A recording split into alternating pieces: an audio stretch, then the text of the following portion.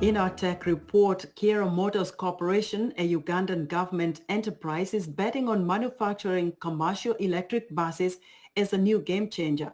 Analysts say this initiative will create employment for thousands, add value in the regional automotive industry, and diversify the economy. The locally assembled buses are already providing select shuttle services. Africa 54's Paul Ndiho spoke to Paul Isaac Musasizi, CEO of Kiira Motors. Paul Isaac, welcome to Africa 54. Thank you so much, Paul. The last time I met you in Kampala, you're working on a dream. You had a concept of a bus, something that you're working on. Now I see this bus on the road.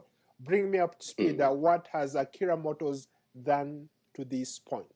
One, we embarked on construction of the Kiira vehicle plant in Jinja, where government allocated 100 acres of land, worked closely with a technology transfer partner in China to jointly develop a fully electric bus. The Kayola EVS is a bus with a capacity of 90 passengers and a range of 300 kilometers on a single charge. Is this bus manufactured in Uganda, made by Ugandans, or was just assembled in Uganda?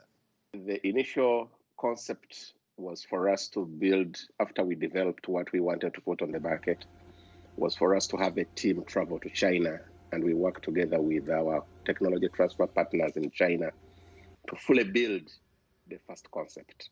And then the team assembled the second unit back in Uganda, working together with a number of other technicians and engineers in Luwera Industries, where we are provisionally doing the work. You talked about how most of the cars in Uganda are imported, and not just imported, but they come in when they have already almost outlived their lifespan. Here you are, you are talking about building brand new buses.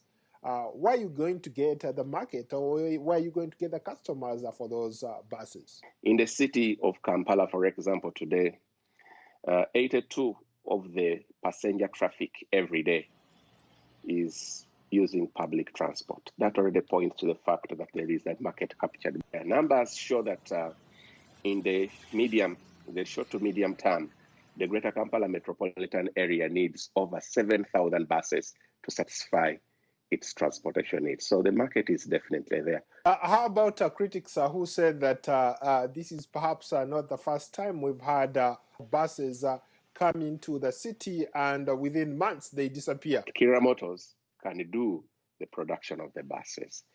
The transporter can come in to operate the buses. There is a responsibility of the city authorities to put in place the necessary policies and the structures and the infrastructure that should support this. There are cases where a lot of governmental projects really haven't panned out very well.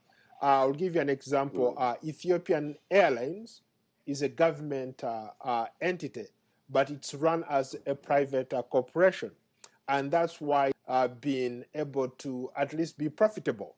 I wonder in your particular case, to what extent is that statement true? Government is a shareholder, Makerere University is a shareholder, and what government is doing through the Ministry of Science, Technology and Innovation, which was mandated to put in place the relevant institutional framework for Kiira Motors Corporation. And it's working along with other stakeholders representing the different interests of government to ensure that Kiira Motors Corporation is institutionalized as a fully commercial entity. How many buses have been manufactured by Kiira Motors? Kiira Motors has made 3 buses. One was the first Kayola solar bus, the concept, and then we have the 2 production buses. There are a lot of critics out there who say Kiira Motors making a bus in Uganda, that must be a joke. What kind of assurance can you give Ugandans who may be skeptical about the bus? What we can tell Ugandans is that together we will take step by step, and together we will get there. And for us at Kiira Motors Corporation, we are ready to go the whole way to ensure that the job that we have started is seen to be there for ages, transforming the lives of Ugandans and beyond. Any special features on these buses?